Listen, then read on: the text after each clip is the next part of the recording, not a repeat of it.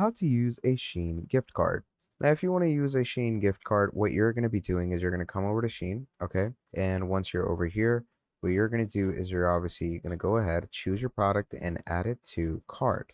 Now, once you add the product to cart, what that's going to do is it's going to take you to the actual final lookout for the cart. Now, once you go to the final cart page, over there, what it's going to do is it's going to give you a few sections where it's going to ask you the coupon code.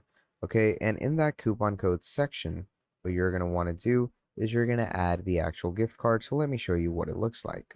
So once you're over here in the payments section, down here, it's going to give you a Shein points section where you're simply going to add in your coupon code or the Shein points that you have, and that will apply as your coupon code, or it might appear under your payment section depending on your location. So yeah, that is how you're going to use the gift cards that you have for Shein.